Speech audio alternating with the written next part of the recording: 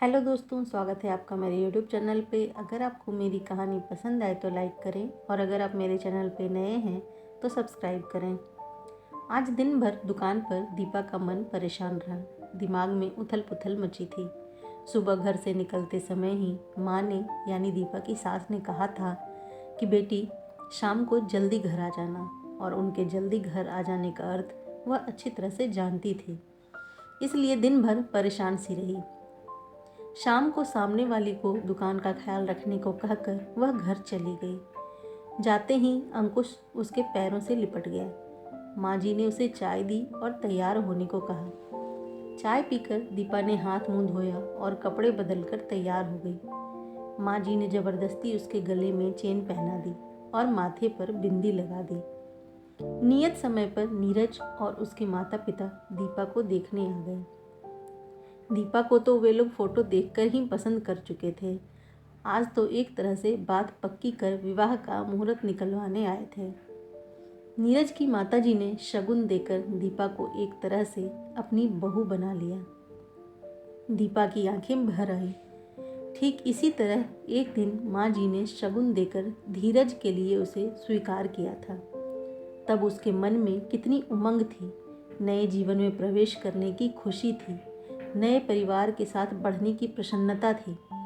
लेकिन आज उसके मन में कोई खुशी और उत्साह नहीं था। वह बहुत ही दुखी और बुझी बुझी सी थी। रात में अंकुश ने दीपा के गले में बाहें डालकर बड़े प्यार से पूछा, मम्मी, वह अंकल और दादा दादी कौन थे? वह तुम्हारे दादाजी के दोस्त और उनका परिवार था बेटा। दीपा ने उसके सिर पर प्यार से हाथ फेर कर कहा। अंकुश उससे चिपक कर जल्दी ही सो गया, पर दीपा को देर रात तक नींद नहीं आई थी। 6 साल पहले ही धीरज से विवाह हुआ था दीपा का।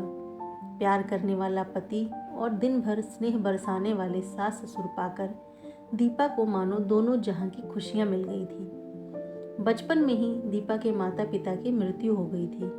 वह चाचा चाची के यहाँ पली थी। उन्होंने उसे बहुत अच्छे से रखा। फिर भी दीपा का मन किसी को माँ पिताजी कहने को तरसता था। शादी के बाद धीरज के माता पिता ने उसे भरपूर प्यार दिया। धीरज उनका इकलौता बेटा था और दीपा के रूप में उन्हें एक बेटी भी मिल गई थी। साल भर के अंदर ही अंकुश का जन्म हुआ। धीरज बेटी चाहता था, फिर भी वह अपने बेटे के जन्म पर खुश हुआ। उसने बहुत प्यार से अपने बेटे का नाम अंकुश रखा। सारे लोग बहुत ही संतुष्ट और प्रसन्न थे। अब दीपा को अपने जीवन से कोई शिकायत नहीं थी। वह हर तरह से सुखी और समृद्ध थी।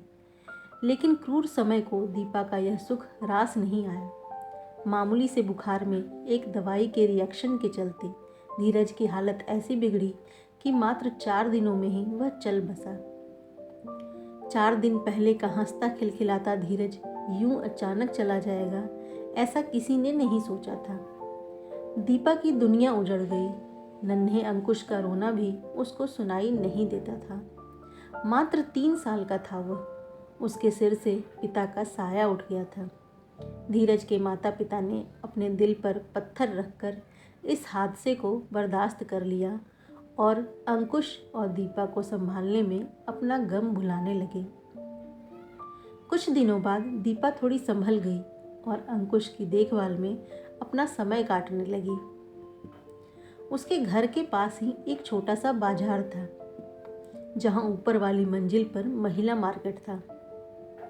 वहां बहुत सारी गृहिणी अपना व्यवसाय चलाती थी और आपस में सुख दुख भी बांट लेती थी। दीपा के ससुर जी ने उसे वहां एक दुकान दिलवा दी।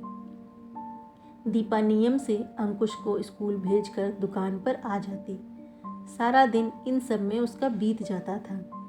अब वह फिर से सामान्य होने लगी थी, लेकिन माँ पिताजी को उसके भविष्य की चिंता सताने लगी थी। वह उसके पुनर्विवाह के लिए लड़का ढूंढने लगे। उनकी चिंता भी स्वाभाविक ही थी, क्योंकि वह मात्र 27 साल की ही तो थी। अभी पहाड़ से जिंदगी कैसे काटती। दीपा दोबारा विवाह करने के लिए बिल्कुल तैयार नहीं थी, पर सास ससुर के तर्क और याचना के आगे उसे झुकना पड़ा। 2-4 जगह खोज खबर के बाद उन्हें नीरज और उसका परिवार बहुत अच्छा लगा। सारी बातें तय हो गई। विवाह की तिथि पक्की हो गई। तब एक दिन माँ ने बताया कि नीरज अंकुश को अपनाने को तैयार नहीं है। दीपा पर तो मानो वज्रपात ही हो गया। उस मासूम से तो पिता का प्यार छिन ही गया, अब क्या माँ भी छिन जाएगी? माँ, मैं यह विवाह नहीं करूँगी। मैं अंकुश से अलग नहीं रह सकती। नीरज से कहो, अगर मुझसे विवाह करना है तो मेरे अंकुश को भी अपनाना पड़ेगा, वरना इस रिश्ते में मुझे कोई दिलचस्पी नहीं है। ऐसा मत बोल बेटी, हम हैं ना अंकुश के साथ। सब जगह तुम्हारे विवाह की खबर हो चुकी है और मुझे विश्वास है कि तुम अपने अच्छे व्यवहार से नीरज का मन जीत जाओगी, तो एक दिन वह अंकुश को अवश्य अपना लेगा। तब अंकुश को माँ पिता दोनों ही मिल जाएंगे, माँ ने दीपा को समझाया। बेबस दीपा माँ के तर्कों के आगे हार गई और उनके गले लगकर रो दी। अंकुश के बारे में सोचकर उसका कलेजा मुंह को आने लगा। 10 दिन बाद ही दीपा और नीरज की शादी हो गई। कुछ दिन नीरज के माता पिता साथ रहे, फिर वह वापस अपने गांव चले गए। दीपा नए घर, नए परिवेश और नए रिश्ते में अपने आप को ढालने का प्रयत्न करने लगी। नीरज बहुत समझदार, प्यार करने वाला और ध्यान रखने वाला जीवन साथी था। दीपा बहुत खुश थी। बस यही बात रह रहकर उसे कचोटती रहती कि काश नीरज उसकी ममता की तड़प भी समझ पाते और अंकुश को भी अपना लेते। वैसे दीपा को इस बात की तसल्ली थी कि नीरज इसी शहर में रहता था। उसके ऑफिस जाते ही घर के काम करके वह दुकान पर जाती। स्कूल से अंकुश को भी पिताजी दीपा के पास छोड़ जाते। दोपहर भर दीपा अंकुश के साथ समय बिताती, उसे बहुत सारा प्यार करती। लेकिन जब शाम को वह वापस घर आने लगती, तब अंकुश उसका पल्लू पकड़ लेता और दीपा का कलेजा तार तार हो जाता। बड़ी मुश्किल से वह भरी आंखों से फिर मिलने का वादा कर उससे विदा लेती। रात भर अंकुश का रोता चेहरा उसके सामने घूमता रहता और वह सो नहीं पाती। कुछ महीनों बाद पता चला कि वह माँ बनने वाली है। नीरज की खुशी का ठिकाना न रहा। वह दीपा का हर तरह से ख्याल रखता। कुछ और महीने बीतने पर दीपा का दुकान जाना बंद हो गया और अंकुश से मिलने का जरिया भी। कभी कभी माँ पिताजी अंकुश को दीपा के घर ले आते, पर रोज रोज यह संभव नहीं था। नियत समय पर दीपा ने एक बेटे को जन्म दिया। इस समय नीरज के माता पिता उसके पास आ गए। जब वह 3 महीने का हो गया, तब वह लोग वापस चले गए। अब दीपा दिन भर चीकू के ख्याल में लगी रहती। उसकी देखभाल के दौरान उसे हर पल अंकुश की याद आती और वह तड़प उठती। वह दोपहर में अक्सर चीकू को सीने से लगाकर अंकुश की याद में रोती। उसकी मासूम भरी बातें सुनने को तरस जाती।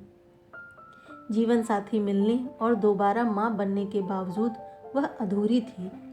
नीरज ऑफिस से आकर घंटों चीकू के साथ खेलता, रात में भी उठकर उसे संभालता। चीकू अब 5 महीने का हो गया था। उसकी किलकारी से घर गूंजता रहता। एक दिन चीकू को वैक्सीन लगवाने के बाद दीपा घर लाई तो उसे बुखार हो गया। वह सारा दिन रोता और चिड़चिड़ा रहता। दीपा उसे संभालते संभालते बहुत थक गई थी।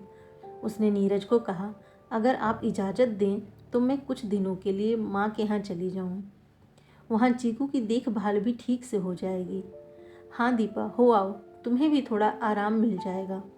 बहुत थक गई हो तुम, मेरी चिंता मत करना। दीपा खुशी खुशी चीकू को लेकर माँ के घर आ गई। चीकू को सारा दिन माँ पिताजी संभाल लेते। दीपा पूरा समय अंकुश की देखभाल में बिताती। उसे नहलाना खिलाना सब किया करती। महीनों बाद अंकुश रात भर उससे लिपट कर सोया। वह उसे नई नई कहानियाँ सुनाती। दीपा खुश थी और उसकी ममता भी पूर्ण रूप से संतुष्ट थी। दीपा के जाने के बाद नीरज जब शाम को वापस आता तो घर उसे काटने को दौड़ता। उसे दीपा और चीकू की बहुत याद आती। नींद में भी लगता जैसे चीकू रो रहा है। वह चौंक कर उठ जाता। उसे ना तो घर और ना ही ऑफिस में चैन आ रहा था। घर का सन्नाटा उसे खल रहा था। अचानक नीरज को एहसास हुआ कि वह तो बाप है, फिर भी 5 महीने के बेटे से 5 दिन की दूरी उससे सही नहीं जा रही। लेकिन दीपा तो माँ है। 5 बरस जिस बेटे को उसने सीने से लगाकर पाला पोसा, उससे इतने महीने वह कैसे अलग रह पाई होगी। सचमुच वह कितना निर्दयी और छोटे दिल का है जो एक मासूम को उसकी माँ से जुदा कर दिया। यदि दीपा चीकू को लेकर हमेशा के लिए चली गई तो वह कैसे जिएगा। अब नीरज को दीपा का दर्द समझ में आ रहा था। वह सोच रहा था कि जब वह दीपा को अपना मान सकता है तो उसके बेटे को अपना क्यों नहीं मान सकता। वह इतने छोटे मन का कैसे हो गया। अगले ही दिन नीरज दीपा के घर गया। चीकू को गोद में लिए दीपा अंकुश को खाना खिला रही थी। नीरज ने उसे इतना प्रसन्न कभी नहीं देखा था। वह दीपा को देखता रह गया। नीरज पर नज़र पड़ते ही दीपा का चेहरा बुझ गया और अंकुश ने भी डर कर उसका आंचल पकड़ लिया। नीरज ने मुस्कुराकर अंकुश के सिर पर हाथ फेरा तो वह दीपा से सटकर खड़ा हो गया। नीरज ने बोला, तुम्हारे बिना घर बहुत सूना सूना लग रहा है दीपा। अब तो चीकू की तबीयत भी ठीक है, अब घर चलें? अंकुश की आंखों में आंसू आ गए और उसने बोला, आप माँ को ले जा रहे हैं? केवल माँ को नहीं बेटा, आपको भी घर ले जाने आया हूँ। अब से आप भी माँ के साथ ही रहेंगे, नीरज ने प्यार से कहा। यह सुनकर अंकुश प्रसन्न हो गया। सच अंकल? अंकल नहीं, पापा बोलो बेटा, मैं तुम्हारा पापा हूँ। नीरज ने गोद में उठाकर उसे प्यार किया। दीपा नीरज की ओर देख रही थी। नीरज ने बोला, मुझे माफ़ कर दो दीपा, मैं बहुत स्वार्थी हो गया था। आज तक मैंने माँ बच्चे को एक दूसरे से अलग रखा। मैं तुम्हारा अपराधी हूँ। अपने बेटे से अलग होने पर मुझे इस दर्द का एहसास हुआ। मैं अब अपने दोनों बेटों को घर ले जाना चाहता हूँ। अब तुम्हें और कोई तकलीफ़ नहीं होगी। दीपा इस खुशी को पाकर रो पड़ी और अंकुश नीरज के गले से लिपट गया। चीकू को सीने से लगाए दीपा यह देखकर भाव विभोर हो गई। आज उसे लग रहा था कि सही मायने में उसका परिवार पूरा हो गया। दोस्तों, अगर आपको मेरी ये कहानी पसंद आई हो तो लाइक करें और अगर आप मेरे चैनल पर नए हैं तो सब्सक्राइब करें। धन्यवाद।